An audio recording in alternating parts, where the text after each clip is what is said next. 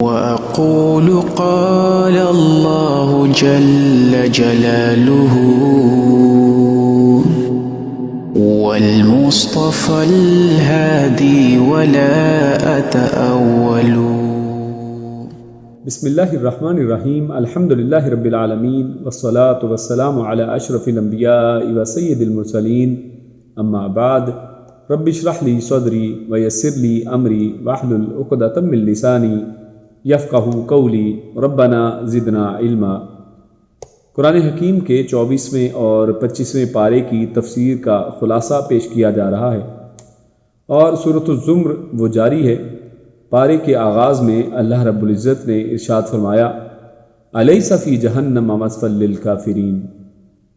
یعنی یہاں پر جہنمیوں کے ٹھکانے کو بیان کیا جا رہا ہے، اور اللہ فرماتا ہے کہ کیا جہنم کافروں کا اور جہنمیوں کا ٹھکانہ نہیں ہے؟ یعنی کیا کافروں کی ہمیشگی کی جگہ کیا کافروں کے لیے ہمیشہ رہنے کی جگہ یہ جہنم نہیں ہے؟ اور اس کے بعد اللہ فرماتا ہے والذی جاء بالصدق وصدق به اولئک هم المتقون، اور ان جہنمیوں کے بیان کے بعد اللہ رب العزت نے جنتیوں کی بات کی ہے، متقیوں کی بات کی ہے، اور اللہ ان کے حوالے سے ارشاد فرماتا ہے الیس اللہ بکاف عبدہ، کہ کیا اللہ رب العزت اپنے بندے کے لیے کافی نہیں ہے؟ تو یقیناً اللہ رب العزت اپنے بندے کے لیے کافی اور وافی ہیں، اور اس حوالے سے مفسرین نے لکھا ہے، فرمایا من عبد اللہ کما یرید کفاہ اللہ بکل ما یرید، کہ جب بندہ اللہ کی عبادت اس طرح سے کرتا ہے کہ جیسے اللہ رب العزت چاہتا ہے، تو اللہ کافی ہو جائے گا اس بندے سے کہ جیسے بندہ چاہتا ہے۔ یعنی اس میں پہلی شرط یہ ہے کہ انسان اور اللہ کا بندہ وہ اللہ رب العزت کی عبادت اس طریقے سے کرے کہ جس طرح اللہ رب العزت کو منظور و مقصود ہے۔ اس میں اپنے بنائے ہوئے طریقے، اپنے گھڑی ہوئی چیزیں نہیں ہیں، اور جب انسان اللہ کے بتائے ہوئے طریقے جیسے اللہ کی چاہت ہے اس کے مطابق اللہ کی عبادت کرتا ہے، اللہ کا بندہ بنتا ہے، تو اللہ نے اسی لیے یہاں پر اپنے بندے کے طور پر ارشاد فرمایا الیس اللہ بکاف عبدہ، کہ کیا اللہ اپنے بندے کے لیے کافی نہیں ہے؟ تو یقیناً اللہ رب العزت اپنے بندے کے لیے کافی ہے۔ کسی بندے کو جو بھی ضرورت، کوئی بھی حاجت ہو سکتی ہے، تو اللہ رب العزت اس کی ہر ایک خواہش کو، ہر ایک حاجت کو، ہر ایک ضرورت کو پورے کرنے کے لیے یقیناً کافی ہے۔ اس کے بعد آگے چل کر اللہ رب العزت نے ارشاد فرمایا ہے کہ انہوں نے اللہ رب العزت کے علاوہ سفارشی بنا لیے ہیں، اور اللہ فرماتا ہے ام اتخذوا من دون اللہ شفعاء، اور یہاں پر بھی ایک سوالیہ ہی انداز ہے، جیسے پہلے ان دو آیات کے اندر جنت اور جہنم کے، اور جنتیوں اور جہنم کے تذکرے کے اندر سوالیہ انداز میں اللہ نے پوچھا ہے، اور یہاں پر بھی یہی فرمایا جا رہا ہے کہ ام اتخذوا من دون اللہ شفعاء، کہ کیا انہوں نے اللہ رب العزت کو چھوڑ کر کوئی اور سفارشی، کوئی اور شفعاء ڈھونڈ لیے ہیں؟ کیا انہوں نے اللہ رب العزت کو چھوڑ کر دوسرے لوگوں کو اپنا سفارشی بنا لیا ہے؟ تو یقیناً اللہ رب العزت کے علاوہ جو کوئی شخص اللہ کے علاوہ کسی اور کو سفارشی بنائے گا، جو اللہ رب العزت کے علاوہ کسی اور کو یہ سمجھتا ہے کہ وہ اس کی سفارش کر سکتا ہے، قیامت والے دن کوئی ان کو دوزخ سے بچا سکتا ہے، تو ایسے تمام لوگوں کو چاہیے کہ وہ ہوشیار ہو جائیں۔ اللہ رب العزت نے یہاں پر بڑے ہی سوالیہ انداز کے اندر یہ بات کی ہے کہ اس کے اندر تعجب والی بات ہے کہ کس طرح سے لوگ اللہ کو چھوڑ کر اللہ کے علاوہ کسی اور کے اوپر اپنا سہارا باندھ لیتے ہیں اور اپنی امیدوں کو قائم کر لیتے ہیں۔ اور آگے اللہ فرماتا ہے وَإِذَا ذُكِرَ اللَّهُ وَحْدَهُ اشْمَأَزَّتْ قُلُوبُ الَّذِينَ لَا يُؤْمِنُونَ بِالْآخِرَةِ وَإِذَا ذُكِرَ الَّذِينَ مِن دُونِهِ إِذَا هُمْ يَسْتَبْشِرُونَ۔ یہاں پر اللہ رب العزت نے انسانوں کی ایک عجیب سی روش کا تذکرہ کیا ہے، اور خصوصاً انسانوں کے اندر وہ لوگ جو کفر و شرک کو پسند کرتے ہیں، ان کے حوالے سے اللہ ارشاد فرماتا ہے کہ جب ان لوگوں کے سامنے اللہ رب العزت اکیلے کا ذکر کیا جاتا ہے، فرمایا وَإِذَا ذُكِرَ اللَّهُ وَحْدَهُ، جب اکیلے اللہ کی بات کی جائے، جب صرف ایک اللہ کی طرف بلایا جائے، جب صرف ایک اللہ کی بات اور اسی کی طرف دعوت دی جائے، تو اشمئزت قلوب الذین لا یؤمنون بالآخرہ، تو یہ لوگ جن کو اصل میں آخرت کے اوپر ایمان ہی نہیں ہے، ایسے لوگوں کے دل نفرت کرنے لگتے ہیں۔ یعنی جب اللہ رب العزت کی بات چلتی ہے، جب کوئی ایسا درس ہوتا ہے جس کے اندر صرف ایک خالص اللہ کو پکارا جاتا ہے، کوئی ایسی جگہ، کوئی ایسی محفل سجتی ہے جس میں اللہ رب العزت کا نام لیا جاتا ہے، کوئی ایسی کتاب پڑھی جاتی ہے کہ جس کے اندر اللہ رب العزت کا تذکرہ اور صرف اسی کا ذکر ہے، تو ان لوگوں کے دل نفرت کرنے لگتے ہیں۔ اور اس کے بعد فرمایا وَإِذَا ذُكِرَ الَّذِينَ مِن دُونِهِ، اور جب اللہ کو چھوڑ کر ان کے علاوہ اوروں کا تذکرہ کیا جاتا ہے، جب بزرگوں کی باتیں سنائی جاتی ہیں، جب قصے کہانیاں بتائی جاتی ہیں، جب حکایات کی کتابیں ان کے سامنے پڑھ کر سنائی جاتی ہیں، یعنی جب اللہ کے علاوہ کسی اور کا بھی یہ تذکرہ ہوتا ہے، اذا ہم یستبشرون، تو پھر بڑے خوش ہوتے ہیں۔ یعنی اس وقت وہاں پر ان کو انٹرٹینمنٹ ملتی ہے، وہاں پر ان کے دل مسرت کے ساتھ جگمگا اٹھتے ہیں اور وہاں پر ان کے دل خوش ہو جاتے ہیں۔ تو یہ ایسا عجیب سا معاملہ ہے کہ جس کو اللہ رب العزت نے یہاں پر پیش کیا ہے۔ اور بڑے افسوس کی بات یہ ہے کہ اگر ہم امت مسلمہ کا حال دیکھیں تو امت مسلمہ کے اندر ایسے بہت سے لوگ، آج ایسی جماعتیں پیدا ہو چکی ہیں، لوگ پیدا ہو چکے ہیں کہ جنہوں نے اللہ رب العزت کے علاوہ دوسروں کو اپنا معبود بنا رکھا ہے، دوسروں کو خوش کرتے ہیں، دوسروں کی خوشی پر خوش ہوتے ہیں، دوسروں کی باتیں سنیں گے تو بڑے خوش رہیں گے۔ ان کے جمعے کے خطبے آپ دیکھیں، شروع سے آخر تک بزرگوں کے قصوں سے بھرے پڑے ہوں گے،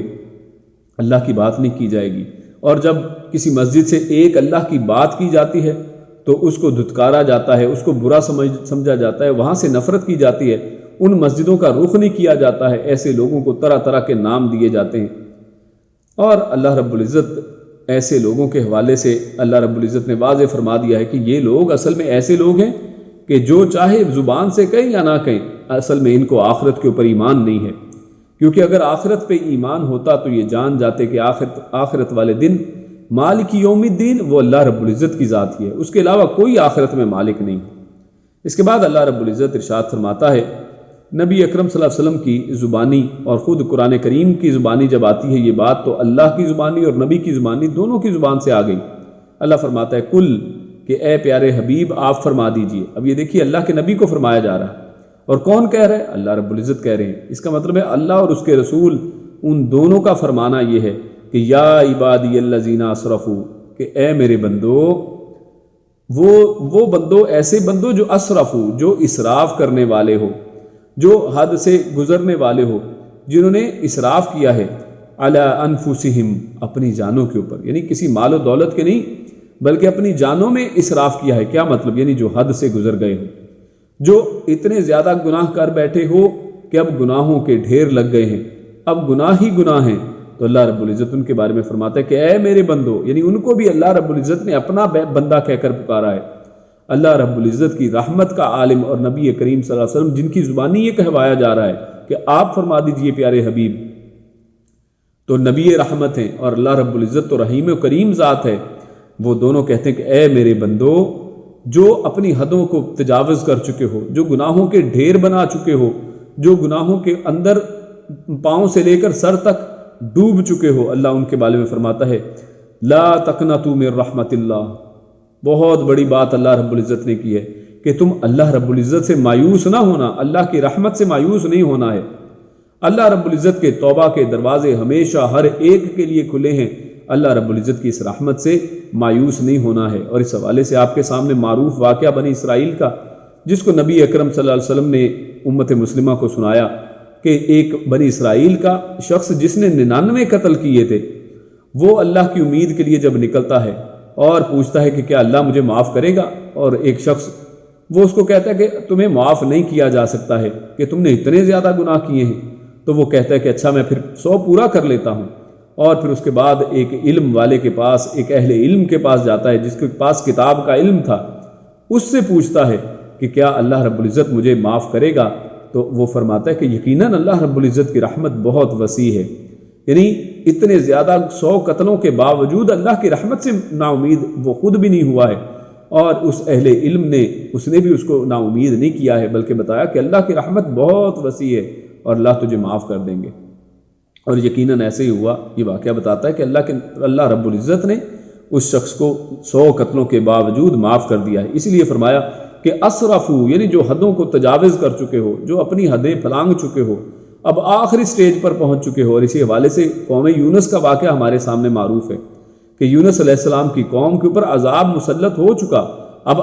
عذاب آیا ہی چاہتا ہے، اور اس حالت میں اب ان کے نبی یونس علیہ السلام ان کو چھوڑ کر جا چکے ہیں، جو عموماً عذاب سے پہلے انبیاء بھی چھوڑ کے چلے جاتے ہیں، یعنی اب اور کوئی چارہ نہیں ہے۔ لیکن قوم اللہ رب العزت کے سامنے توبہ استغفار کرتی ہے، اللہ رب العزت ان کو معاف کر دیتے ہیں، ان کے اوپر آیا ہوا عذاب ٹل جاتا ہے۔ تو میرے بھائیو، اللہ رب العزت کہتے ہیں کہ لا تقنطوا من رحمت اللہ، کہ اللہ کی رحمت سے نا امید نہیں ہونا ہے۔ اس کے بعد اللہ رب العزت ارشاد فرماتا ہے ان تقول نفس یا حسرۃ علی ما فرطت فی جنب اللہ، اور یہ توبہ کی بات اس لیے کی جا رہی ہے کیونکہ جب قیامت کا دن ہونے والا ہے تو اس دن صرف باتیں رہ جائیں گی، اس دن صرف حسرتیں رہ جائیں گی، اور اسی ایک حسرت کا ذکر اللہ رب العزت نے یہاں پر بتایا ہے کہ قیامت والا دن جو ہے وہ حسرت والا دن ہے، اس دن صرف لوگ حسرتیں ہی کریں گے، اور وہ انسان کہتا ہے کہ کاش میں نے اللہ کے حقوق میں کوتاہی نہ کی ہوتی۔ یعنی یہی فرمایا کہ یا حسرتا، یعنی ہائے آج میری یہ صرف حسرتیں رہ گئی ہیں، آج اس کے اندر سے میں کچھ بھی تبدیل نہیں کر سکتا ہوں، آج میرے پاس کوئی کنٹرول، کوئی چیز نہیں ہے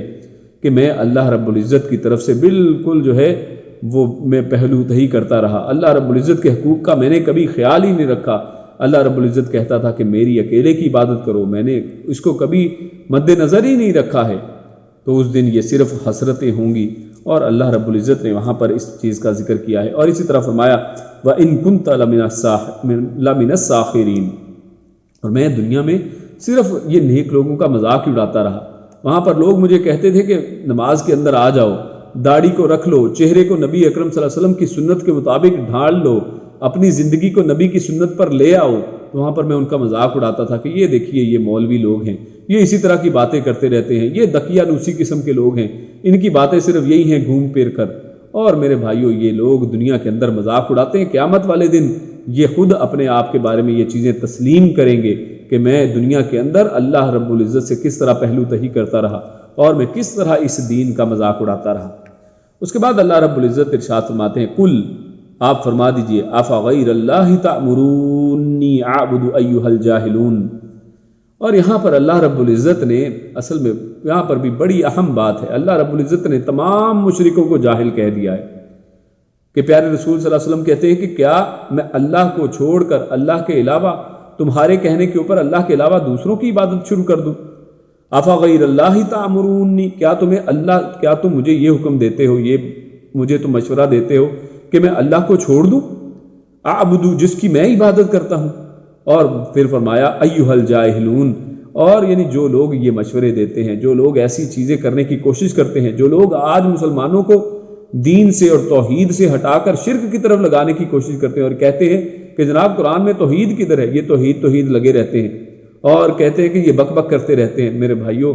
یہ قرآن کریم کی آیات، پورا قرآن کریم اور تمام انبیاء، ان کا ایک ہی تو مقصد تھا، توحید، ان سب کا ایک ہی کلمہ رہا ہے لا الہ الا اللہ، کہ اللہ کے علاوہ کوئی عبادت کے لائق نہیں ہے، سب کو چھوڑ کر ایک اللہ کی عبادت کے اوپر لگ جاؤ۔ اس کے علاوہ سب کی زندگیوں کا مقصد کیا تھا؟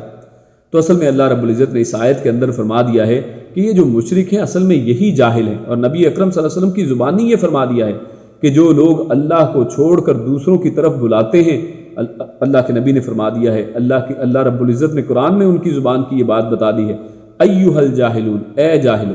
یعنی اس سے یہ پتہ چلتا ہے کہ آج دنیا میں چاہے کسی شخص کے پاس کتنی ہی دنیاوی ڈگریاں ہوں، اس کا علمی مرتبہ مقام کتنا ہی کیوں نہ ہو، لیکن وہ شخص جاہل ہے کہ جو شخص توحید کے علم سے باہر ہے۔ اور اس سے یہ بھی پتہ چلتا ہے کہ علوم کے اندر سب سے بڑا علم توحید کا علم ہے۔ جس شخص کو توحید کا علم نہیں ہے، جس نے اپنے اکیلے رب کو نہیں پہچانا ہے، تو اصل میں وہ شخص جاہل ہے، چاہے اپنے آپ کو جتنا مرضی وہ پڑھا لکھا سمجھتا رہے۔ اور اس کے بعد اللہ رب العزت نے جہنمیوں کو، جو جہنم کے اندر جب بلایا جائے گا تو اس کو ہانکنے سے تعبیر کرتے ہوئے فرمایا وسیق الذین کفروا الی جہنم زمرا،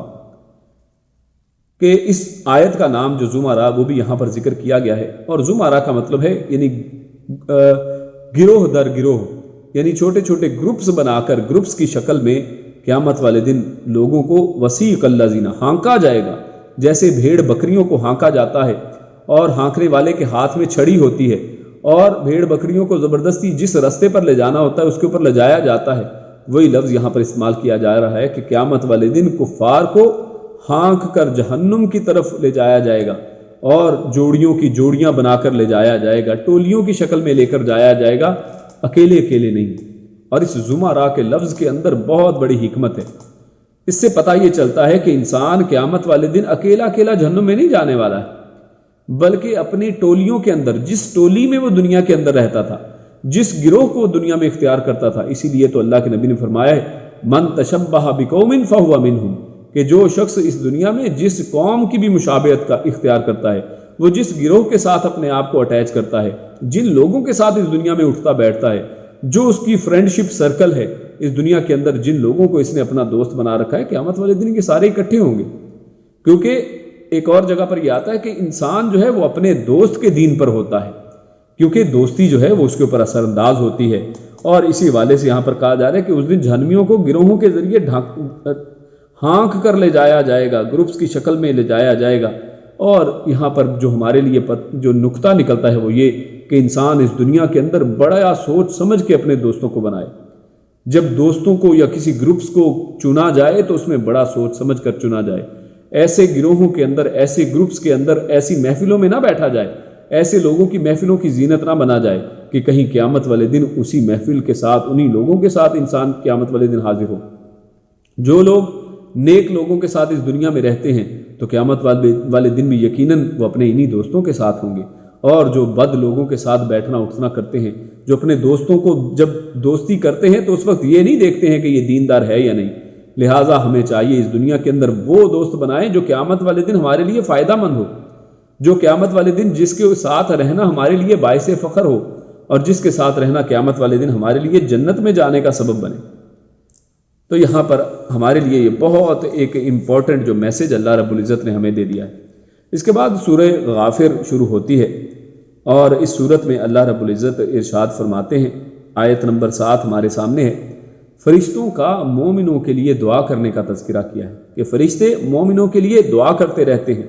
اور فرمایا الذین یحملون العرش ومن حولہ یسبحون بحمد ربہم وَيُؤْمِنُونَ بِهِ وَيَسْتَغْفِرُونَ لِلَّذِينَ آمَنُوا۔ اللہ فرماتا ہے کہ وہ فرشتے، یعنی عام کوئی فرشتے انسانوں کے لیے دعا نہیں کرتے ہیں، بلکہ کون؟ الَّذِينَ يَحْمِلُونَ الْعَرْشَ، کہ جنہوں نے عرش کو اٹھا رکھا ہے، وَمَنْ حَوْلَهُ، اور وہ فرشتے جو اس کے ارد گرد ہیں، يُسَبِّحُونَ بِحَمْدِ رَبِّهِمْ، وہ اپنے رب کی تسبیحات کرتے ہیں، اس کی تعریفات کرتے ہیں، وَيُؤْمِنُونَ بِهِ، اور اس کے اوپر ایمان لاتے ہیں، وَيَسْتَغْفِرُونَ لِلَّذِينَ آمَنُوا، اور ایمان والوں کے لیے استغفار کرتے ہیں۔ یہاں پر اہم بات یہ ہمارے سامنے آتی ہے کہ ایمان کی کتنی قدر و منزلت ہے، اور ایک مومن کی کتنی فضیلت ہے کہ فرشتے جو ہیں اس کے لیے، ایک مومن اپنے گھر میں اپنے بستر میں آرام کی نیند سو رہا ہے، لیکن فرشتے جو ہر وقت جاگنے والے ہیں، جو اپنے رب کے عرش کو گھیرے ہوئے ہیں اور اپنے رب کے عرش کو اٹھائے ہوئے ہیں، وہ آپ کے لیے، وہ ایمان والوں کے لیے مغفرت کی دعائیں کر رہے ہیں۔ اللہ رب العزت سے دعا ہے کہ اللہ رب العزت ہم سب کو پکا سچا ایمان والا بنائے، اور ایمان کے اندر شکوک و شبہات کو ہمارے دلوں میں سے نکال دے، تاکہ یہ فرشتے ہمارے لیے بھی دعائیں کریں۔ اس کے بعد اللہ رب العزت نے جہنم کے اندر جب لوگوں کو ڈال دیا جائے گا تو وہاں پر جو بڑے اور چھوٹے ہیں ان کے آپس میں جھگڑے اور ان کے آپس میں تلخ کلامی کو ذکر کیا ہے۔ اللہ فرماتا ہے وَإِذْ يَتَحَاجُّونَ فِي النَّارِ فَيَقُولُ الضُّعَفَاءُ لِلَّذِينَ اسْتَكْبَرُوا إِنَّا كُنَّا لَكُمْ تَبْعًا فَهَلْ أَنْتُمْ مُغْنُونَ عَنَّا نَصِيبًا مِنَ النَّارِ۔ بہت بڑی بات ہے۔ اصل میں اس دنیا کے اندر انسان اللہ کو چھوڑ کر جب غیر اللہ کے پیچھے چلتا ہے، جب اللہ کو چھوڑ کر غیر اللہ کو اپنا ولی اور مددگار بناتا ہے، جب امیدیں غیروں سے باندھ لیتا ہے، تو قیامت والے دن ان کا پھر یہی حال ہونے والا ہے۔ قیامت والے دن یہ لوگ آپس میں جھگڑیں گے۔ فرمایا وَإِذْ يَتَحَاجُّونَ، جب وہ آپس میں جھگڑا کر رہے ہوں گے، جب ایک دوسرے کے ساتھ وہ تلخ کلامی کے اوپر اتر آئیں گے، اور اس دنیا کے اندر یہ ضعفاء ان کے سامنے بولتے تک نہیں تھے، لیکن قیامت والے دن یہ کمزور لوگ اپنے سے بڑے لوگوں کے ساتھ باتیں کریں گے اور ان کے سامنے آئیں گے، ان کے گریبانوں تک پہنچیں گے۔ کیا کہیں گے؟ فَيَقُولُ الضُّعَفَاءُ، یہ کمزور لوگ، یہ چھوٹے لوگ جو بڑوں کی صرف پیروی کرتے تھے، جو اندھے بن کر اپنی آنکھیں بند کر کے ان بڑوں کی باتوں کے اوپر عمل کرتے چلے جاتے تھے، یہ نہیں دیکھتے تھے کہ یہ کام قرآن و سنت کے خلاف ہو رہا ہے، ہاں بڑے نے کہہ دیا تو بس کر رہے ہیں۔ تو اللہ فرماتا ہے کہ یہ ان سے کہیں گے کن سے؟ جن کو انہوں نے اپنا بڑا بنا رکھا تھا. الذین استکبروا یعنی انہوں نے خود ان کو بڑا بنایا تھا، وہ خود بڑے تھے نہیں. یہاں پر لفظ کے اوپر غور کرنے کی بات ہے، استکبروا کہا گیا ہے، اور الف سین تا اگر کسی لفظ کے سامنے لگا ہوتا ہے تو اس سے یہ پتہ چلتا ہے کہ اس نے خود طلب کیا ہے، اس نے خود اس چیز کو بڑا بنایا ہے. وہ بڑی تھی نہیں بلکہ اس نے ایسا کیا ہے، اپنی مرضی کے ساتھ یہ کیا ہے. تو انہوں نے اپنی مرضی سے خود سے، اللہ نے ان کے اوپر دلیل نہیں اتاری تھی. جن کو بڑا بنا لیا ہوگا تو یہ لوگ ان سے کہیں گے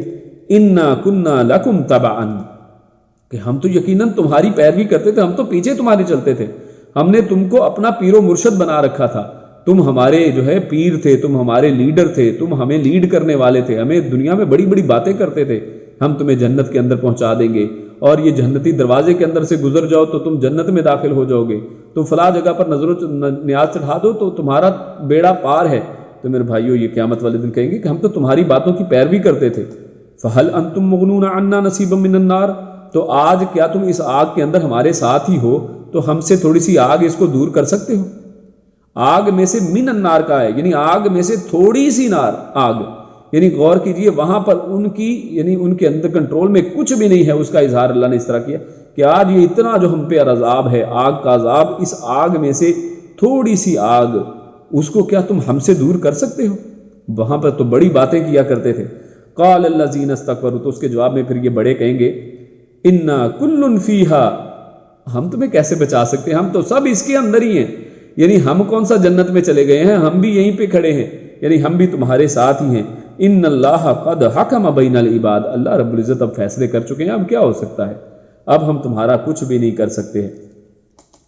اور اس کے بعد یہاں پر دیکھیے کہ انسانوں کو، اس جہنمیوں کو، ان مشرکوں کو اس دنیا کے اندر اللہ کو چھوڑ کر غیروں کو پکارنے کی اتنی پکی گندی عادت پڑ چکی ہے کہ قیامت والے دن وہاں پر بھی دیکھیے یہ کیا کہتے ہیں. وقال الذین فی النار،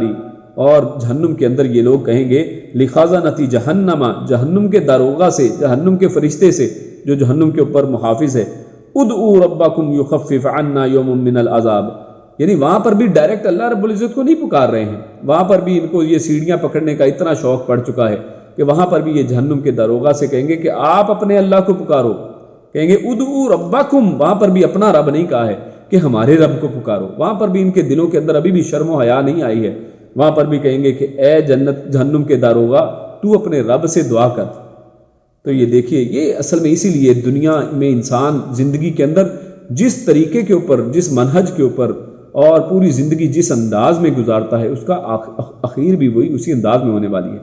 اس لیے نبی اکرم صلی اللہ علیہ وسلم نے جو یہ ارشاد فرمایا ہے کہ انسان کی اختتام جس شخص کا یعنی آخری کلمہ، من آخر کلامہ لا الہ الا اللہ دخل الجنہ، کہ جس کا آخری کلام لا الہ الا اللہ ہوا وہ جنت میں داخل ہوگا. لیکن میرے بھائیو، یہ آخری کلام لا الہ الا اللہ ایسے نہیں منہ پہ آنے والا ہے.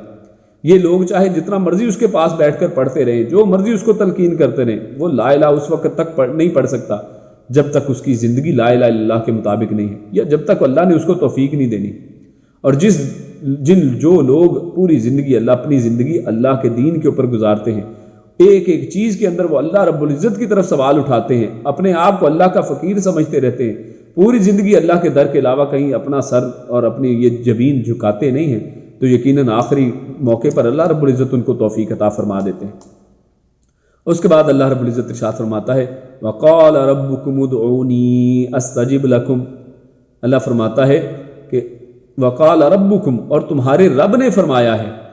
ادعونی، کہ مجھ سے دعائیں کرو،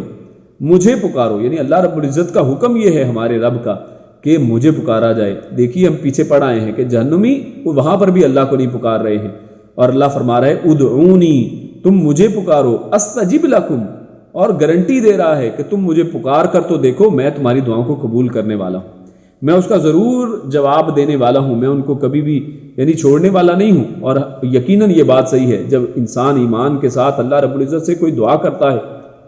تو آپ جانتے ہیں کہ اللہ رب العزت کے پیارے رسول نے فرمایا کہ دعا کو 3 طریقوں میں تبدیل کر دیا جاتا ہے. یا تو یہ ہے کہ ایز اٹ از دعا جو ہے ویسے کی ویسی قبول کر لی جاتی ہے،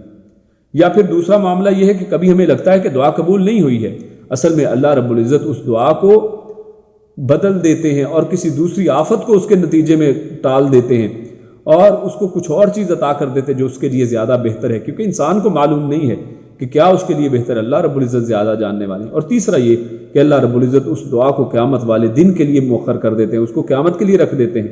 اور قیامت والے دن بہت سے لوگ ایسے ہوں گے کہ جب ان کو دکھایا جائے گا کہ یہ تمہارے اعمال ہیں، وہ کہیں گے ہم نے تو یہ کام کیے ہی نہیں تھے، تو یہ کہاں سے آ گئے؟ تو کہا جائے گا یہ تمہاری وہ دعائیں ہیں جو دنیا میں قبول نہیں ہوئی تھی، اور آج اللہ رب العزت نے قیامت والے دن تمہارے لیے یہ کریڈٹ کے طور پر، تمہارے لیے یہ تمام اجر کے طور پر رکھ دی ہیں۔ تو انسان وہاں پر یہ حسرت کرے گا کہ کاش میری دنیا میں کوئی دعا ہی قبول نہ ہوئی ہوتی۔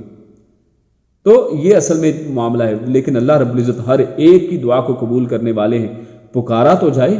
اللہ رب العزت ہر رات آسمان دنیا پر آ کر یہ ندا لگاتے ہیں کہ کوئی ہے کہ مغفرت کو طلب کرے کہ میں دوں۔ تو اس لیے ہمیں چاہیے کہ اللہ رب العزت کی دعا سے پیچھے نہ ہٹا جائے، اور اصل میں اللہ سے دعا کرنا بھی اللہ کی توفیق سے ہے، اس لیے اللہ رب العزت سے توفیق مانگی جائے کہ ہم اللہ رب العزت ہی سے مانگنے والے بنیں۔ اس کے بعد ہمارے سامنے سورہ فصلت وہ شروع ہوتی ہے، اور اس سورت کے شروع میں اللہ رب العزت نے اس قرآن کریم کے نزول کے حوالے سے ارشاد فرمایا ہے کہ تنزیل من الرحمن الرحیم، حامیم سے آغاز کیا ہے، اور فرمایا کہ آپ کے رحمان اور رحیم رب کی طرف سے یہ نازل کی گئی ہے۔ کتاب فصلت، یہ وہ کتاب ہے کہ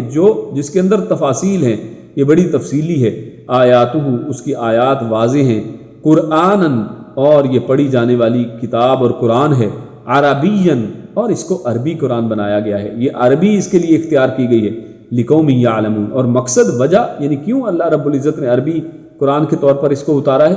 تاکہ لوگ یعلمون، تاکہ لوگ سمجھ جائیں، تاکہ لوگ اس کو پڑھ کر جان سکیں، سمجھ سکیں۔ تو اللہ رب العزت نے اس میں چند سوالات اور کچھ چیزیں، بہت سے نکات ہیں، ان میں سے چند اہم ہم دیکھتے ہیں۔ پہلی بات تو یہ کہ اللہ رب العزت نے عربی ہی کو کیوں پسند کیا ہے، تو اس حوالے سے علماء یہ بیان کرتے ہیں کہ اصل میں عربی زبان سے زیادہ فصیح اور بلیغ زبان، یعنی یہ جو اللہ رب العزت کا کلام ہے، یہ کسی اور زبان میں فٹ ہو ہی نہیں سکتا ہے۔ یعنی اللہ رب العزت کا یہ جو کلام ہے، اصل میں اس کے لائق ہی یہ زبان تھی کہ اس زبان کے اندر اس کو اتارا جاتا، اور اس الفاظ کے اندر اتنی سکت اور طاقت ہے کہ اللہ رب العزت جو مفہوم بیان کرنا چاہتے ہیں، جو پیغام اس امت کو دینا چاہتے ہیں، وہ واضح طور پر اس پیغام اس امت تک پہنچ جائے۔ اس لیے فرمایا لقوم یعلمون، تاکہ لوگ اس سے پیغام جو حاصل کرنا چاہتے ہیں وہ کر لیں۔ اور اسی طرح اللہ رب العزت نے عربی زبان کے اندر اس کو اتار کر عربوں کو فضیلت بھی عطا کی ہے، کہ عربوں کے لیے یہ بہت فضیلت کی بات ہے کہ اللہ رب العزت نے اس کلام کے لیے ان کی زبان کو چنا ہے۔ اور اگر علماء یہ کہتے ہیں کہ اگر عرب کسی اور نعمت کا شکر نہ ادا کریں، تو صرف ایک ہی نعمت اگر جس کا شکر ادا کرنا چاہیں تو یہ عربی زبان کے اندر قرآن کو اتارا جانا، اس کا شکر بھی نہیں ادا کر سکتے۔ یعنی اگر وہ شکر ادا کرنا چاہیں تو صرف ایک ہی چیز کا اگر شکر ادا کر دیں تو یہ بہت بڑی بات ہے کہ اللہ رب العزت نے عربی زبان کو ان کے لیے چن لیا ہے، اور قرآن کریم کو اس کے لیے چن لیا ہے۔ اور اسی طرح ہمارے سامنے یہ بھی بات سمجھ میں آتی ہے، کیونکہ یہ فرمایا کہ عربی کے اندر اس کو اتارا گیا تاکہ وہ لوگ اس کو جان جائیں۔ اس سے یہ پتہ چلتا ہے کہ انسان عربی زبان سے جتنا زیادہ واقف ہوتا چلا جائے گا، اس قرآن کریم سے بھی اتنا ہی زیادہ واقف ہوتا چلا جائے گا۔ قرآن کریم اس کے اوپر اتنا ہی زیادہ اثر کرے گا، اور وہ قرآن کریم سے زیادہ مستفید اور زیادہ فائدہ حاصل کر سکتا ہے۔ اس لیے ہمیں چاہیے کہ جتنا ہمیں ممکن ہو اپنی بقدر، اپنی سکت کے تحت اور اپنے فارغ اوقات میں اس قرآن کریم کو جاننے کے لیے اس قرآن کریم کی زبان، عربی زبان کو سمجھنے کی کوشش کریں۔ اس کے بعد اللہ رب العزت نے قوم عاد کا تذکرہ کیا ہے، اور آپ جانتے ہیں کہ قوم عاد بڑی طاقتور اور سخت قوم تھی، اور فرمایا فَأَمَّا عَادٌ، کہ جو عاد تھے فَاسْتَكْبَرُوا، انہوں نے تکبر کیا فی الارض، زمین میں، بغیر الحق، بغیر کسی وجہ کے، ان کو یہ حق نہیں بنتا تھا۔ وَقَالُوا مَنْ أَشَدُّ مِنَّا قُوَّةً، اور ان کا اصل میں یہ تکبر کی وجہ یہ تھی کہ وہ کہتے تھے کہ ہم سے زیادہ طاقتور دنیا کے اندر کون ہو سکتا ہے۔ اب دیکھیے اتنی بڑی طاقتور قوم، اللہ رب العزت نے ان کے تکبر کو کس طرح توڑا ہے، اللہ رب العزت نے ان کے تکبر کا کیسا جواب دیا ہے کہ اللہ رب العزت فرماتے ہیں فَأَرْسَلْنَا عَلَيْهِمْ رِيحًا صَرْصَرًا فِي أَيَّامٍ نَحِسَاتٍ، اور اللہ رب العزت کہتے ہیں کہ ہم نے اتنے اپنے آپ کو طاقتور سمجھتے ہیں، اور بعض روایات میں آتا ہے کہ اتنے طاقتور تھے کہ ایک بندہ ان میں سے اگر کوئی بڑا پتھر اٹھا کر کسی بستی پر مار دیتا پوری بستی تباہ ہو جاتی، یعنی اتنے بڑے بھی تھے اور اتنے طاقتور بھی تھے۔ تو ان لوگوں کو اللہ فرماتا ہے کہ میں نے سب سے ہلکی چیز، یعنی اپنے آپ کو بڑا شدید اور بھاری اور قوت والا سمجھتے ہیں، اللہ نے سب سے کمزور چیز، یعنی جن کو ہم کمزور سمجھتے ہیں، یعنی ہوا کے ذریعے سے ان کو تباہ کر دیا ہے۔ یعنی تمہارا تکبر بنتا ہی نہیں ہے اللہ رب العزت کے سامنے، تم اپنی جس طاقت کے اوپر اصل میں مان کر رہے ہو، جس طاقت کے اوپر تکبر کر رہے ہو، اللہ رب العزت نے ہوا کے ذریعے اس تکبر کو مٹا کر رکھ دیا ہے۔ اللہ رب العزت نے 7 راتیں اور 8 دن ان کے اوپر ہوا چلائی ہے، اور اس کے اندر اللہ رب العزت نے ان کو تباہ و برباد کر کے رکھ دیا۔ اور ایسی ہوا تھی جو انتہائی شدید سرد اور بہت تند و تیز ہوائیں تھیں، اور جنہوں نے ان کی یہ حالت کر دی، جس کو قرآن میں اللہ نے دوسری جگہ پر اس طرح ارشاد فرمایا کہ ان کی حالت یہ تھی کہ جیسے کھجور کے ٹوٹے ہوئے تنے ہیں، یعنی اس طرح زمین پر یہ گرے پڑے تھے اور ان کی کوئی حالت نہیں تھی۔ اور اللہ رب العزت نے ہمارے سامنے واضح کر دیا کہ انسان کو تکبر زیب نہیں دیتا ہے، جتنے مرضی آپ طاقتور ہوں، اللہ رب العزت سب سے بڑا ہے، اور اللہ رب العزت کی طاقت کے سامنے اور اللہ رب العزت کے حکم کے سامنے اگر آپ سٹینڈ لیں گے، اگر اس کے سامنے کھڑے ہوں گے، اللہ کا قرآن اور اس کے نبی کا کلام جب آ جائے اس کے سامنے سٹینڈ لیں گے، تو اللہ رب العزت کے لیے آپ کچھ بھی نہیں ہیں۔ اور اس کے بعد اللہ فرماتا ہے حتی اذا ما جاؤوها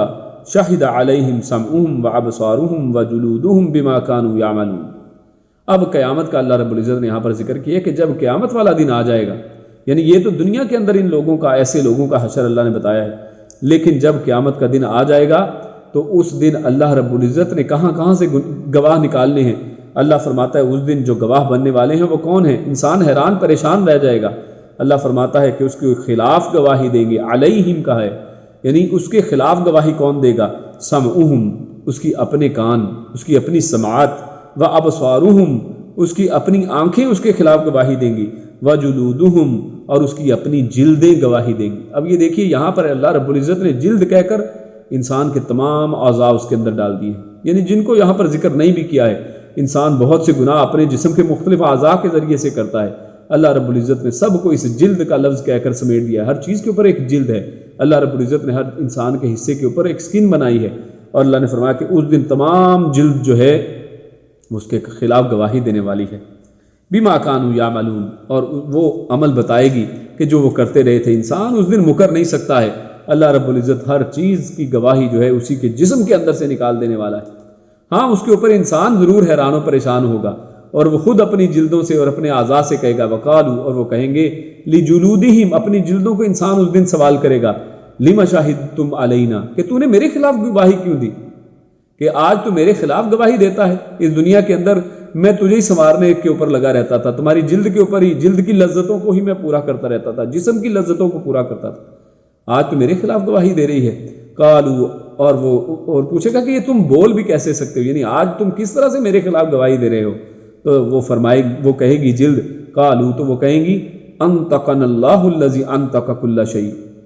کہ ہمیں اصل میں اس نے بلوایا ہے۔ انطق کہتے ہیں نطق دینا، یعنی زبان دینا، کہ تم کیسے بول سکتی ہو؟ تو ان کے جواب میں وہ کہہ رہے ہیں کہ ہم اس طرح سے بول رہے ہیں کہ ہمیں اس نے بلوایا ہے، کہ جس نے ہر چیز کو بلوایا ہے، جس نے ہر چیز کے اندر بولنے کی طاقت رکھی ہے۔ یعنی انسان سمجھتا ہے کہ صرف زبان سے بولا جا سکتا ہے، اگر غور کریں تو زبان بھی تو ایک گوشت کا ٹکڑا ہے، وہ کیسے بولتی ہے؟ اللہ رب العزت نے اس کو بولنے کے اوپر مجبور کیا ہے، اللہ رب العزت نے اس کے اندر بولنے کی صلاحیت رکھی ہے۔ اللہ نے جس کو حکم دینا ہے، پتھر بھی بولیں گے، انسان کی جلد بھی بولے گی، انسان کی آنکھیں، انسان کے کان، انسان کی ایک ایک چیز بول کر بتائے گی۔ لہٰذا ہمیں چاہیے کہ ہمارے گواہ ہر وقت ہمیں گھیرے ہوئے ہیں، ہم یہ کبھی نہ سوچیں کہ ہم کہیں اکیلے ہیں۔ ایک تو یہ کہ اللہ رب العزت کا مراقبہ ہے، اللہ رب العزت ہمیں دیکھ رہے ہیں، اور ساتھ ہی ساتھ ہماری اپنا جسم ہمارے خلاف گواہی دینے والا ہے، ہمارے خلاف گواہ بن کر کھڑے ہونے والا ہے۔ اس کے بعد اللہ فرماتا ہے ان الذین قالوا ربنا اللہ ثم استقاموا تتنزل علیہم الملائکۃ الا تخافوا ولا تحزنوا وابشروا بالجنۃ التي کنتم توعدون۔ پھر اس کے بعد اللہ رب العزت نے اصل میں ایسے بہترین لوگوں کا تذکرہ کیا ہے کہ جو اللہ فرماتا ہے کہ وہ کہتے ہیں ان الذین قالوا ربنا اللہ، جنہوں نے کہہ دیا کہ اللہ ہمارا رب ہے۔ اب اگر آپ دیکھیں تو انسان آپ کو ہزاروں، لاکھوں، کروڑوں، بلکہ اربوں میں مل جائیں گے کہ جو یہ دعویٰ کرتے ہیں کہ اللہ ہمارا رب ہے، لیکن یہ کافی نہیں ہے۔ یعنی مفسر بھی یہ کہتے ہیں کہ آپ کو اگر یہ دیکھیں کہ بھی اللہ ہمارا رب ہے تو بے شمار لوگ مل جائیں گے، ہر بندے کا یہی دعویٰ ہے کہ اللہ ہمارا رب ہے۔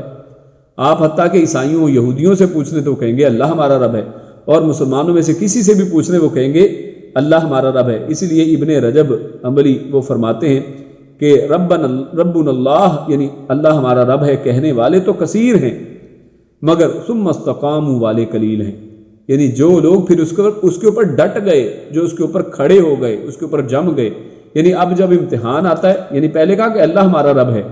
لیکن جب تھوڑی سی مشکل آئی تو دین کو چھوڑ دیا، تھوڑی سی مشکل آئی تو اپنے آپ کو قادیانی ظاہر کر کے جرمنی کا ٹکٹ لینا تھا، جرمنی کا ویزا چاہیے تھا، اپنے آپ کو قادیانی ظاہر کر دیا، تو پھر اللہ ہمارا رب ہے کہاں پر رہ گیا؟ تھوڑی تھوڑی چیزوں کے بدلے میں ہم اپنے ایمان کو بیچ دیتے ہیں، تھوڑی تھوڑی چیزوں کے بدلے میں ہم کبھی چوری کرتے ہیں، ہم کبھی رشوت لیتے ہیں، یعنی کوئی حرام اور حلال کی تمیز ہم بھول جاتے ہیں، تو اس وقت اللہ ہمارا رب کہاں گیا؟ تو اسی لیے فرمایا کہ جو لوگ یعنی ربنا اللہ کہنے والے ہیں تو وہ تو بہت زیادہ ہے، لیکن جو اس پر کھڑے رہنے والے، جو اس پر قائم رہنے والے، جو اس کو ثابت کرنے والے، اس بات کے اوپر پھر ثابت کرنے والے، اس کے اوپر قائم رہنے والے، وہ تھوڑے ہی لوگ ہیں۔ اور جو ایسا کر لیں، یعنی اگر تو وہ قائم ہو گئے تو پھر اللہ رب العزت فرما دیتا تنزل علیہم الملائکہ۔ تو اصل میں یہ آگے غور کیجئے، یہ جو تمام چیزیں بتائی جا رہی ہیں، یہ بعض لوگ اسی کو ولایت کے ساتھ جوڑتے ہیں کہ جناب ولی اللہ کون ہے کہ لا تخافوا ولا تحزنوا، کہ ان کو نہ خوف ہوگا نہ حزن۔ تو اللہ رب العزت یہاں پر یہ چیز صرف کوئی ولی کوئی خاص قسم کی مخلوق نہیں ہوتے ہیں، ولی بھی انسان ہی ہوتے ہیں، اور انسانوں کے اندر جو شخص بھی یہ کر کے دکھا دے کہ وہ کہے کہ اللہ ہمارا رب ہے اور پھر اس کے اوپر ڈٹ جائے، تو اصل میں یہی اللہ کا ولی ہے۔ اس کے لیے کوئی اس کے اندر پر لگنا ضروری نہیں ہے، اس کے اندر کوئی خاص عجائب ہونا ضروری نہیں ہے۔ اللہ فرماتا ہے جو بھی ایسا کرے گا تو تتنزل علیہم الملائکہ، تو ان کے اوپر فرشتے بھی اتریں گے، جیسے آپ نے صحابہ کرام کی جماعتوں پہ دیکھا ہے فرشتے اترے ہیں۔ جنگ بدر کے اندر اللہ رب العزت نے فرشتوں سے مدد کی ہے، اور اللہ تخافون کو کوئی خوف نہیں، ولا تحزنوا کوئی اس میں غم نہیں ہے، نہ دنیا میں نہ آخرت میں، وابشروا بالجنۃ، اور ان کو جنتوں کی بشارت ہے، التی کنتم توعدون، جس کا تمہیں وعدہ کیا گیا ہے، جو تمہارے لیے تیار کی گئی ہے۔ پھر اس کے بعد اللہ فرماتا ہے ومن احسن قولا ممن دعا الی اللہ وعمل صالحا وقال اننی من المسلمین۔ اللہ فرماتا ہے کہ اس کی بات سے بہترین بات، اچھی بات کس کی ہو سکتی ہے کہ جو اللہ کی طرف بلاتا ہے، ممن دعا الی اللہ، اللہ کی طرف بلانے والے سے زیادہ اچھی بات کون ہو سکتی ہے؟ یعنی اپنی طرف نہیں بلاتے، اللہ کی طرف بلاتے ہیں، اللہ کا پیغام لوگوں تک پہنچاتے ہیں۔ تو دعوت الی اللہ دینے والوں کی یہاں پر اللہ رب العزت نے فضیلت بیان کی ہے، اور اس کے ساتھ اس سے بھی اہم بات یہاں پر پتہ چلتی ہے کہ اللہ نے فرمایا کہ اس سے بہتر کون ہے کہ جو اللہ کی طرف بلائے، ساتھ فرمایا وعمل صالحا، یعنی ایسا نہیں ہے کہ اللہ کی طرف بلاتا ہے خود کبھی عمل نہیں کرتا ہے، اس کا عمل اس کی دعوت کے بالکل الٹ ہے۔ میرے بھائیو، اگر ہم آج پہلے سے وہ عمل نہیں کرتے ہیں، لیکن میں نے آج آپ کے سامنے ایک حق کی بات بیان کی ہے، مجھے چاہیے کہ اپنے جسم کے اندر، اپنی زندگی کے اندر بھی اس کو لے کر آؤں۔ تو جس شخص کو بھی چاہیے کہ جو دعوت دین کا کام کرتا ہے، انہیں چاہیے کہ عمل صالح کو بھی اپنی زندگیوں کے اندر لے کے آئیں، کیونکہ اللہ نے فرمایا کہ اس سے اچھی بات کس کی ہے جو اللہ کی طرف بلائے اور ساتھ ہی ساتھ وعمل صالحا، نیک اعمال بھی کرے، وقال، اور کہے اننی من المسلمین، کہ میں تو فرما بردار ہوں۔ یعنی وہ اپنے آپ کو پھر کوئی بڑا بزرگ نہ بنا لے کہ وہ اپنی طرف لوگوں کو بلانا شروع کر دے، وہ کہے کہ اب میں تمہارا رب بن گیا ہوں، اب میرا کہنا ماننا ہے جس طرح اللہ کا کہنا مانا جاتا ہے۔ اب وہ کہے پہلے مجھ میں فنا ہو، پہلے شیخ کے اندر فنا ہو جاؤ، پھر اس کے بعد اللہ کے اندر فنا ہونا، کیونکہ ایسے بہت سے آپ کو واقعات کتابوں کے اندر ملیں گے کہ جناب شیخ کہہ رہا ہے کہ یار کہ میں تو اللہ اللہ کہتا ہوں، تم میرا نام لیتے جاؤ۔ تو میرے بھائیوں، ایک تو اللہ کی طرف بلانا ہے، یہ پہلی شرط ہے۔ دوسرا یہ ہے کہ خود نیک عمل کرنے ہیں، اور تیسری بات یہ کہ اننی من المسلمین، کہ میں مسلمانوں میں سے ہوں، یعنی جیسے بہت سے مسلمان ہیں میں بھی ان میں سے ایک مسلمان ہوں۔ جیسے اللہ، اور مسلمان کا مطلب یہ ہے کہ جو اللہ کا مطیع اور فرما بردار ہو، اور جس طرح اللہ کے فرما بردار باقی ہیں، میں بھی اسی طرح اللہ رب العزت کا فرما بردار ہوں۔ اس کے بعد ہمارے سامنے سورۃ الشورى شروع ہوتی ہے، اور سورۃ الشورى کے اندر اللہ رب العزت نے اس کا نام ہی مشورے کے ذات دیا ہے۔ تو اس حوالے سے سب سے پہلی آیت جو ہمارے سامنے آتی ہے، آیت نمبر 10 ہے۔ اللہ فرماتا ہے وَمَا اخْتَلَفْتُمْ فِيهِ مِنْ شَيْءٍ فَحُكْمُهُ إِلَى اللَّهِ۔ اللہ رب العزت نے سب سے پہلا کرائٹیریا بتایا ہے کہ جب تمہارے درمیان میں کوئی مخالفت ہو جائے، فَمَا اخْتَلَفْتُمْ فِيهِ، اگر تم کسی معاملے میں اختلاف کا شکار ہو جاؤ۔ آج دیکھیے امت عقائد میں کتنے ہی عقائد ہیں جس میں اختلاف کا شکار ہے، آج امت اعمال کے اندر کتنے ہی عمل ہیں اختلاف کا شکار ہے، رفع دین کرنا ہے کہ نہیں کرنا ہے، اللہ عرش پہ ہے کہ ہر جگہ پہ ہے، اللہ رب العزت کو علم غیب ہے یا باقیوں کو بھی علم غیب ہے، یہ کتنے معاملات ہیں جو اختلافی مسائل ہیں۔ اللہ رب العزت نے حل بتا دیا، وَمَا اخْتَلَفْتُمْ فِيهِ مِنْ شَيْءٍ، اگر تم کسی بھی، من شیء کہہ کے چھوٹی سے چھوٹی چیز کو شامل کر دیے، اگر تم کسی بھی چیز کے اندر اختلاف کرتے ہو فحکمہ الی اللہ، تو اس کا حکم جو ہے وہ اللہ رب العزت سے لینا ہے تمہیں، اس کے اندر فیصل جو ہے، اس کے اندر فیصلہ کرنے والی ذات جو ہے وہ اللہ رب العزت کی ذات ہے۔ اور اصل میں اس آیت، اس سورت کے اندر، سورۃ الشورى کے حوالے سے ایک اور بات جان لیں کہ مفسرین کہتے ہیں کہ اگر انسان اس کی 3 آیات پر عمل کر لے تو کامیاب ہو جائے۔ یعنی قرآن اس سورت کے اندر 3 آیات بڑی ہی اہم ہیں، اور یعنی سمجھیں کہ پوری سورت کا ایک لب لباب اس کے اندر آپ کو مل جاتا ہے۔ تو وہ 3 آیات کے اوپر عمل کر لے تو ان میں سے سب سے پہلی آیت آپ کے سامنے پیش کر دی ہے، آیت نمبر 10، کہ جس میں اللہ رب العزت نے اختلافی معاملات کے اندر اپنی طرف یعنی اللہ کی طرف رجوع کرنے کا حکم دیا ہے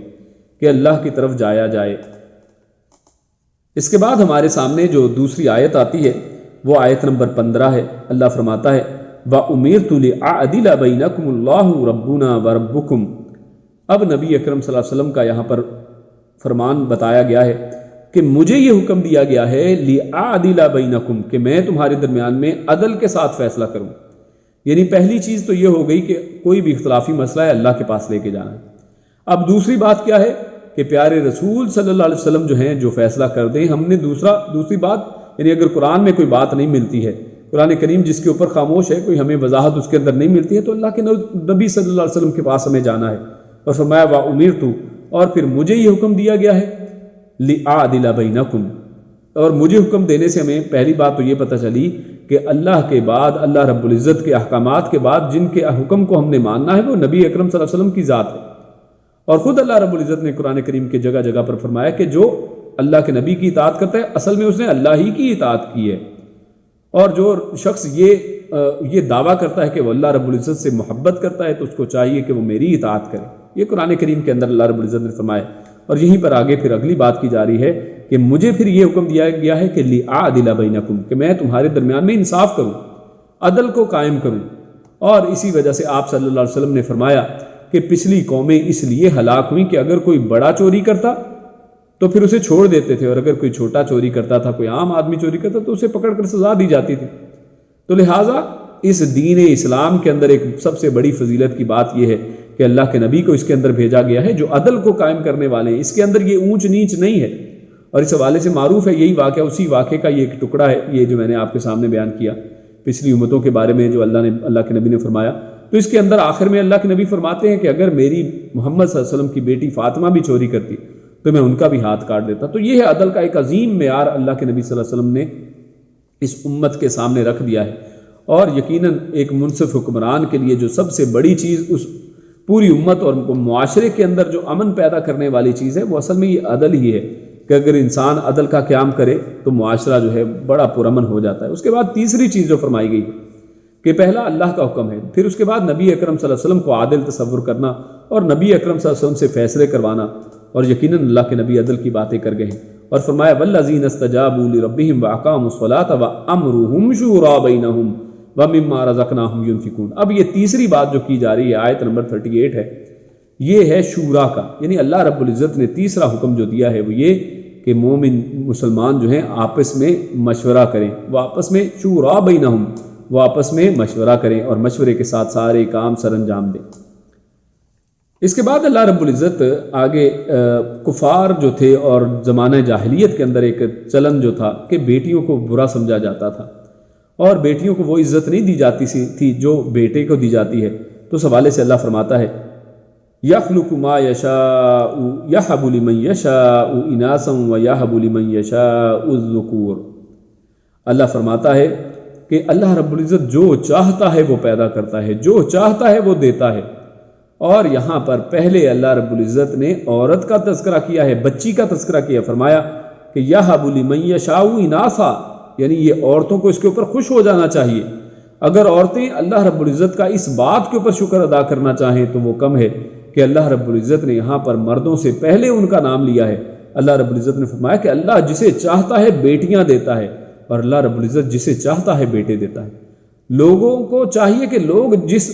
بچی کو پیچھے کرتے ہیں اللہ رب العزت نے اس کو آگے کر دیا ہے، تو لوگوں کو پھر چاہیے کہ سمجھ جائیں اور آج سے ان کو عزت دینا شروع کر دیں۔ اس قرآن کریم کے اندر جس کو عزت دی گئی ہے، جس کو پہلے رکھا گیا ہے،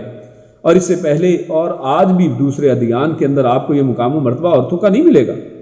لوگ دوسرے مذاہب اور دوسرے ادیان اور دوسری ثقافتیں عورتوں کا کس طرح سے استحصال کرتی ہیں۔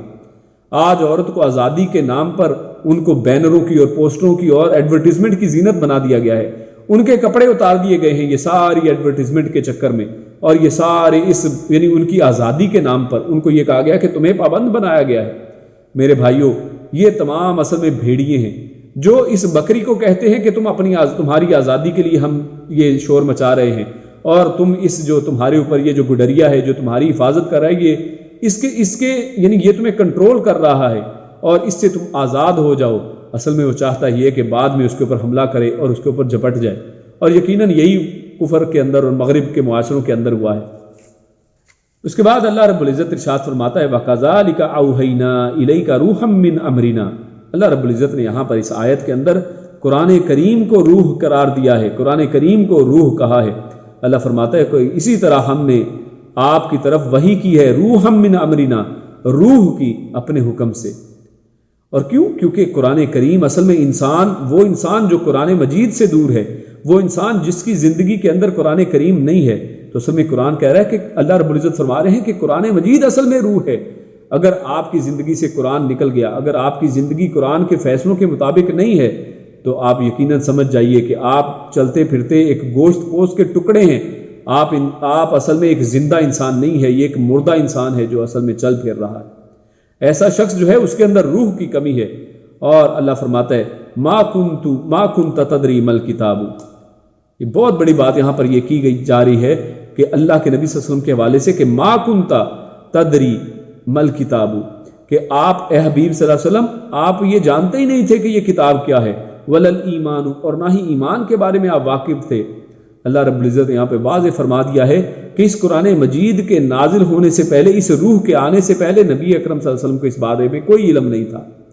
آج ہم لوگ کہتے ہیں کہ اللہ کے نبی عالم الغیب ہیں۔ اللہ فرما رہا ہے کہ ما کنت تدری مل کتاب، آپ تو جانتے ہی نہیں تھے کہ یہ کتاب کیا چیز ہے، یہ قرآن کیا چیز ہے۔ اور آپ کے سامنے وہ واقعہ بڑا معروف اور واضح پتہ ہے آپ کو کہ اللہ کے نبی کے پاس جو سب سے پہلے جبریل امین آتے ہیں تو کیا کہتے ہیں؟ کہتے ہیں اقرا،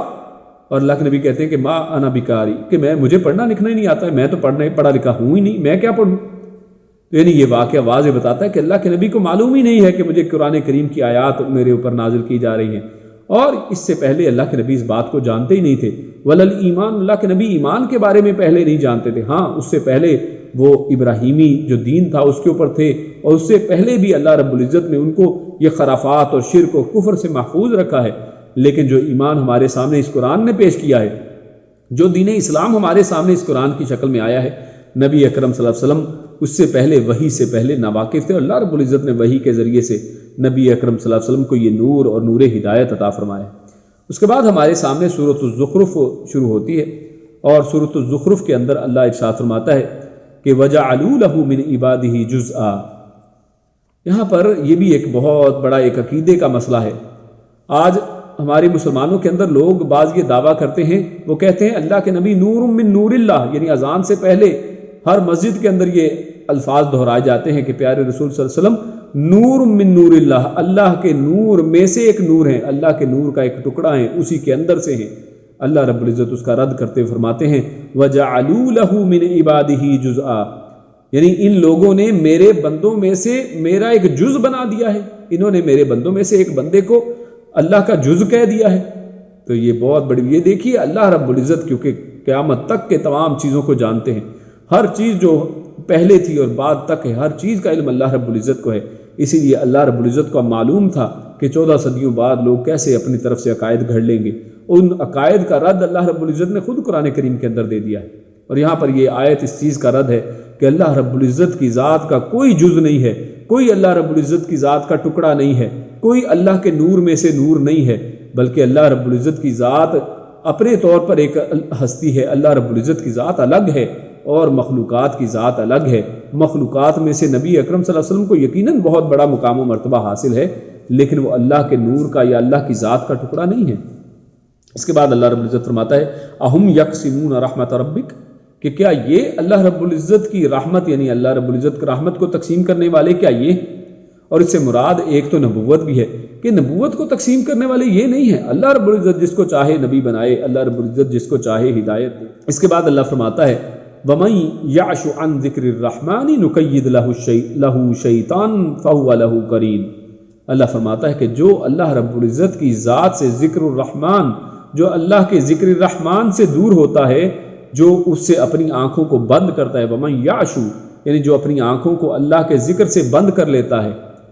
یعنی جو اللہ کا ذکر نہیں کرتا ہے، جہاں پر ذکر کی محفل ہو وہاں پر جاتا نہیں ہے۔ ذکر سے مراد یہ نہیں ہے کہ کوئی اللہ اللہ اللہ کہتا جائے تو یہ اصل میں ذکر ہے۔ ذکر سے مراد اللہ کی یاد ہے، یعنی جہاں پر اللہ کو یاد کیا جاتا ہے، جہاں پر اللہ کی باتیں ہوتی ہیں، جہاں پر اللہ کے قرآن پڑھا جاتا ہے، جہاں پہ اللہ کے قرآن میں سے تدبر کی باتیں بتائی جاتی ہیں، یہ سب اللہ کا ذکر ہے۔ اور فرمایا کہ جو اللہ کے رحمان کے ذکر سے اپنی آنکھیں بند کرتا ہے، یعنی جو ایسی محفلوں سے پرہیز کرتا ہے، جو ایسے لوگوں سے دور رہتا ہے، تو اللہ کیا کرتا ہے؟ نقید لہو شیطان، اللہ رب العزت اس کے لیے پھر ایک شیطان جو ہے، شیطان کے قید میں اس کو ڈال دیتے ہیں، یعنی ایک شیطان جو ہے اس کے ساتھ آ جاتا ہے، اس کے ساتھ چپک جاتا ہے، ایک شیطان اس کا ساتھی بن جاتا ہے۔ اللہ ایک شیطان کو اس کے اوپر مقرر کر دیتے ہیں، فہو لہو قرین، اور پھر اب اس کا وہ پکا ساتھی، قرین کہتے ہیں بہت ہی نزدیکی جو ہوتا ہے، یعنی اب وہ بالکل اس کے قریب ہو جاتا ہے، یعنی ہر وقت وہ شیطان اس کے ساتھ رہتا ہے۔ اسی لیے آپ دیکھیں کہ جو لوگ اللہ کے ذکر سے، قرآن و حدیث سے جتنا دور ہیں، آپ دیکھیے برائیوں میں اتنے ہی آگے ہوں گے، آپ دیکھیے دنیا کے معاملات میں اتنے ہی دور ہوں گے۔ کیوں؟ کیونکہ ہر وقت شیطان ان کو الٹی پٹیاں پڑھاتا ہی رہتا ہے۔ اس کے بعد اللہ رب العزت اسی سورت الزخرف کے اندر آگے فرماتا ہے، یطاف علیہم بصحاف من ذہب واکواب وفیہا ما تشتہیہ الانفس وتلذ الاعین۔ اللہ رب العزت نے یہاں پر اب قیامت کے حوالے سے جنت کے اندر جو جنتیوں کو نعمتیں ملنے والی ہیں اس کا تذکرہ کرتے ہوئے ایک سوال کا اصل میں جواب دیا ہے، کیونکہ بہت سی خواتین اور بعض مردوں کا یہ سوال رہتا ہے کہ جناب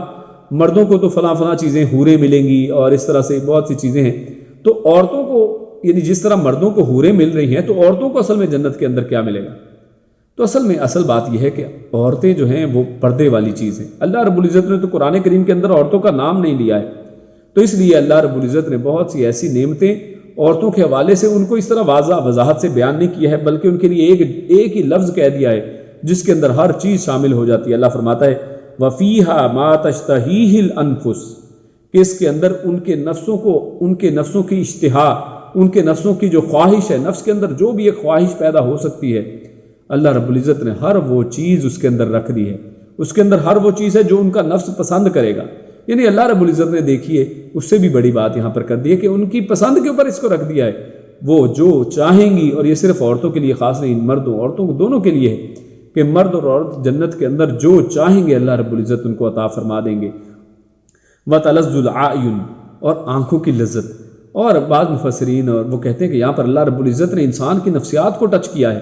کہ انسان کی زندگی کے اندر دو ہی اصل میں چیزیں ہوتی ہیں، یعنی ایک وہ جو انسان کی اشتہا ہے، انسان کی جو جسمانی خواہش ہے، اور ایک آنکھوں کی خواہش ہوتی ہے، یعنی ایک جسم کی خواہش ہے اور ایک آنکھوں کی۔ تو اللہ رب العزت نے دو جملے یہاں پر چھوٹے چھوٹے دو لفظ کہہ کے ہر چیز کو کور کر دیا ہے کہ انسان کی آنکھیں جس چیز سے لذت محسوس کرتی ہیں، جس چیز کو دیکھنا پسند کرتی ہیں، وہ انسان بھی ہو سکتے ہیں، وہ عورتیں بھی ہو سکتی ہیں، وہ بہترین نظارے اور سینریاں بھی ہو سکتی ہیں، ہر چیز کو اللہ نے ان چیزوں میں کور کر دیا ہے کہ انسانوں کی آنکھوں کی لذت بھی وہاں پر ہے، انسان کی جسمانی لذت اس کا سامان بھی اللہ رب العزت نے اس کے اندر رکھ دیا ہے۔ اس کے بعد اللہ رب العزت سورۃ دخان شروع ہوتی ہے، اس کے شروع ہی میں اللہ فرماتا ہے بسم اللہ الرحمن الرحیم حامیم والکتاب المبین۔ اللہ رب العزت نے کتاب مبین کی یہاں پر قسم کھائی ہے اور فرمایا انا انزلناہ فی لیلۃ مبارکہ۔ قرآن مجید کی بات کی گئی ہے یہاں پر، اور آج انہی راتوں کی بات جو آج کل یہ راتیں گزر رہی ہیں رمضان کے اندر، ان کی بات کی گئی ہے۔ اللہ فرماتا ہے کہ بے شک ہم نے یہ قرآن جو ہے ہم نے اس کو لیلہ مبارکہ، ایک مبارک رات کے اندر نازل کیا ہے، یعنی اللہ رب العزت نے اس قرآن کو ایک ایسی رات کے اندر نازل کیا جو برکت والی رات ہے، جس کے اندر اتنی برکت ہے کہ اسی رات کا ایک نام لیلۃ القدر بھی ہے۔ اور لیلۃ القدر کے حوالے سے قرآن کریم میں سورۃ القدر میں اللہ فرماتا ہے کہ خیر من الف شہر، کہ یہ ایک رات اس کے اندر کیا ہوا کوئی عمل خیر من الف شہر، 1000 مہینوں سے بھی بہتر ہے، یعنی یہ نہیں کہا کہ 1000 مہینوں کے برابر ہے، کہا ہے من خیر من الف شہر، یہ خیر ہے، بہتر ہے، زیادہ ہے 1000 مہینوں سے بھی۔ 1000 مہینے تقریباً 83 سال سے زیادہ بنتے ہیں، یعنی اللہ فرماتا ہے کہ 83 سال سے بھی زیادہ اگر کوئی شخص عبادت کرتا ہے تو یہ ایک رات میں کیا ہوا عمل، اور یہ یقیناً بہت برکت والی چیز ہے کہ چھوٹے سے عمل کو کس طرح بڑھا دیا گیا ہے۔ برکت کا مطلب یعنی بڑھا دیا جانا، تو یقیناً یہ قرآن کریم ایک ایسی برکت والی رات میں نازل کیا گیا۔ اور دوسرا یہاں پر ایک شبہ کا ازالہ بھی کر لے کہ بعض لوگ لیلۃ المبارکہ اور لیلۃ القدر میں فرق کرتے ہیں، حالانکہ اللہ نے واضح طور پر یہاں پر ارشاد فرمایا انا انزلناہ فی لیلۃ مبارکہ، اور دوسری جگہ فرمایا انا انزلناہ فی لیلۃ القدر، کہ ہم نے اس کو قدر کی رات میں نازل۔ اس کا مطلب یہ ہوا کہ یہ دونوں راتیں اصل میں ایک ہی رات کے دو نام ہیں۔ اور اللہ نے سورۃ البقرہ میں فرمایا کہ شہر رمضان الذی انزل فیہ القرآن، کہ قرآن مجید کو رمضان میں نازل کیا گیا۔ اس کا مطلب یہ ہوا کہ یہ لیلۃ المبارکہ ہو یا چاہے لیلۃ القدر ہو، یہ رمضان ہی کے اندر ہے، اور یہ اصل میں ایک ہی رات کے دو نام ہیں۔ لیکن بعض لوگ اصل میں ایک شبہ ڈالنے کی کوشش کرتے ہیں کہ لیلۃ المبارکہ یہ شعبان کی 15ویں شب، یعنی کوئی علیحدہ شب برات جس کو کہا جاتا ہے، یہ وہ ہے، اور لیلۃ القدر کوئی ڈیفرنٹ رات ہے، تو ایسی بات نہیں ہے۔ اور اسی طرح آگے فرمایا فیہا یفرق کل امر حکیم، کہ اللہ رب العزت نے اس کے اندر کھول کر فرق کر کے یعنی ہر ایک حکم کو اللہ رب العزت نے وضاحت کے ساتھ بیان کر دیا ہے، بالکل کھول کر اللہ نے اس میں یہاں پر بیان کر دیا ہے۔ اس کے بعد اللہ رب العزت ارشاد فرماتے ہیں کہ ان المتقین فی مقام امین، کہ متقی جو لوگ ہیں، جو تقوی والے لوگ ہیں، وہ ایک امن والے مقام کے اوپر ہیں۔ فی مقام امین، مقام ایسی جگہ کو کہا جاتا ہے جہاں پر رک جایا جائے، یعنی جہاں اس کے بعد پھر کوئی یعنی دوبارہ آگے کہیں نہیں جانا ہے، یہ ٹھہراؤ ہے، یہی اصل میں یعنی کہہ لیں مقام ہے، یہی منزل ہے۔ اور امین کہہ کر اللہ رب العزت نے یہاں پر جنت کا اصل میں یہ تذکرہ کر رہا ہے،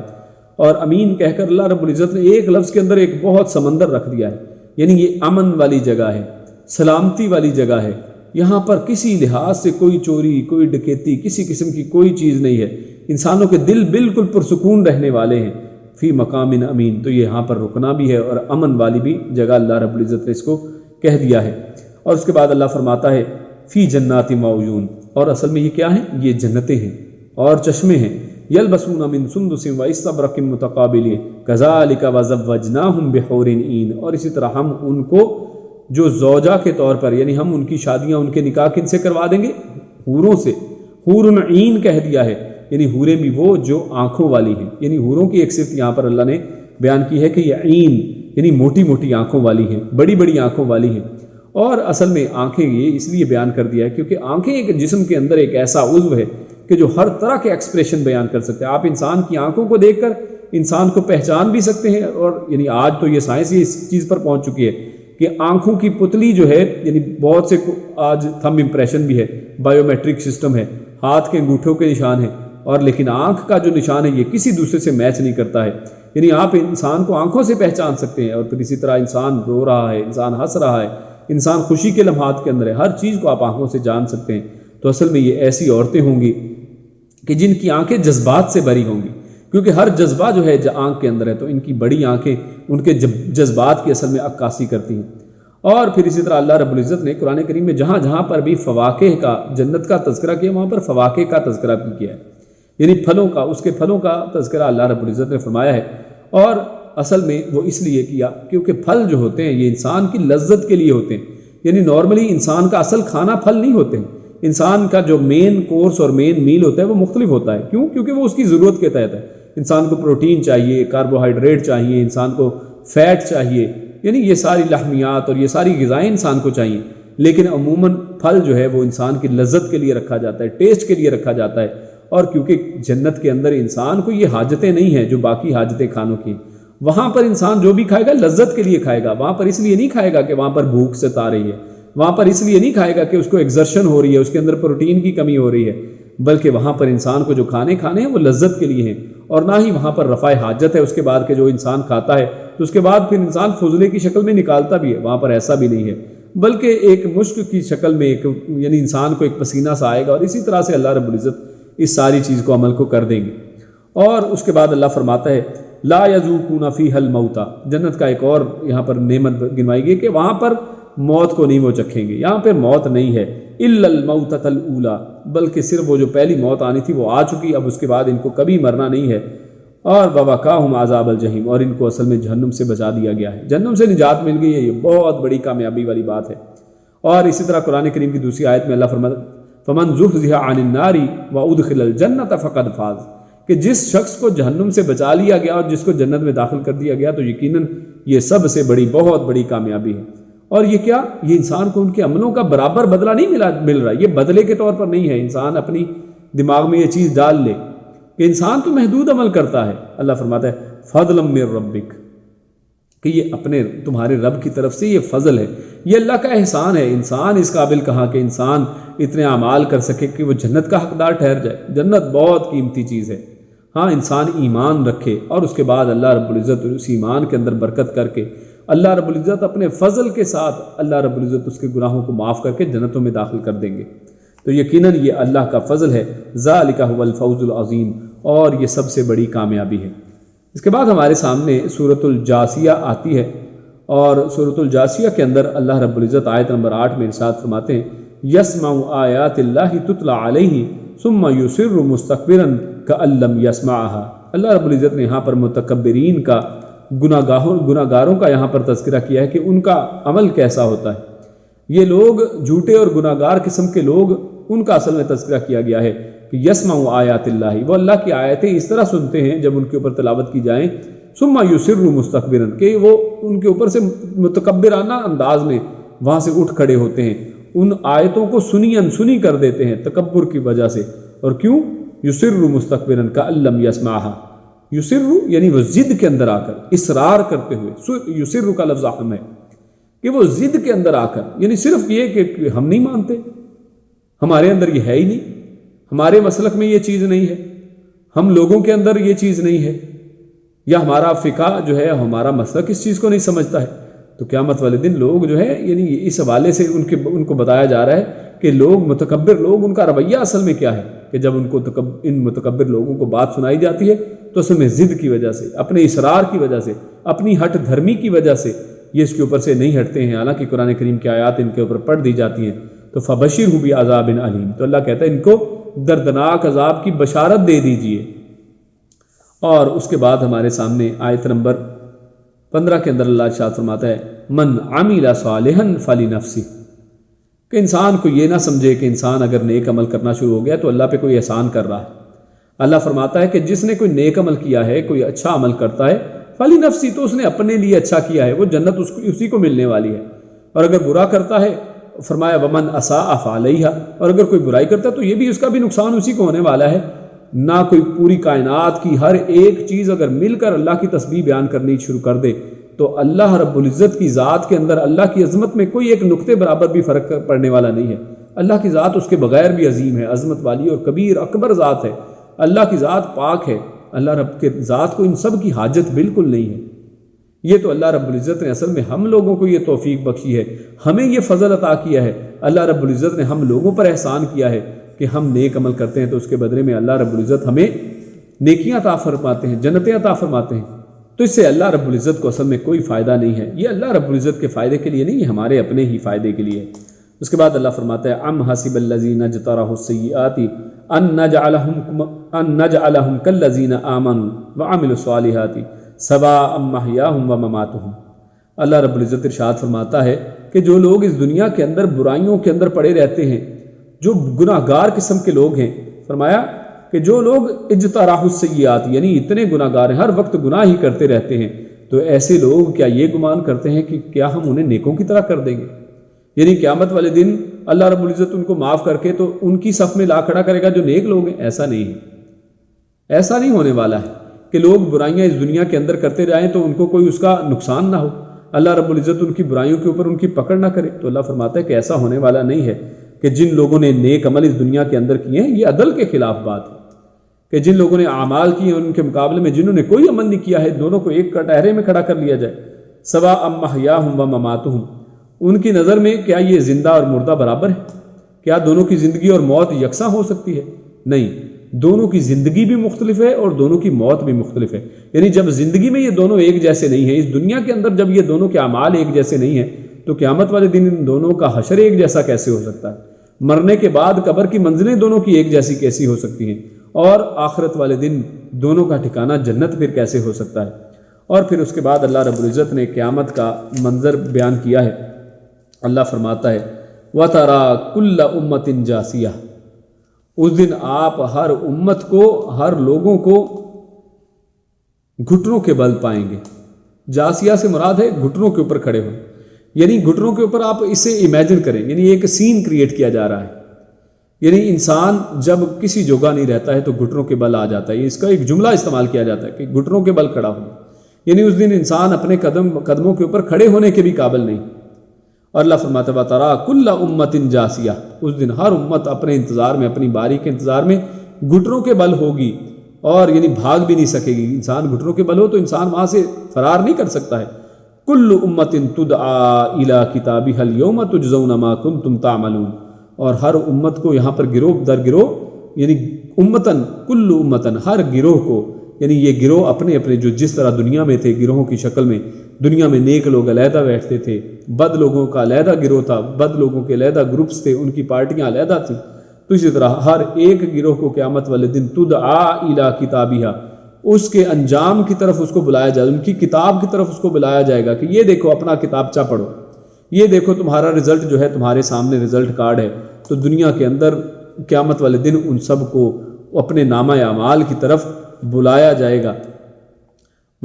اور فرمایا الیوم تجزون ما کنتم تعملون، اور آج تمہیں اصل میں وہی دیا جائے گا کہ جو تم کرتے تھے، یعنی اس کے خلاف کوئی، اس سے الٹ تمہیں کچھ نہیں ملنے والا ہے کہ دنیا میں تو تم نیک عمل کرتے تھے تو کہیں تمہیں جہنم میں بھیج دیا جائے، ایسا نہیں ہونے والا۔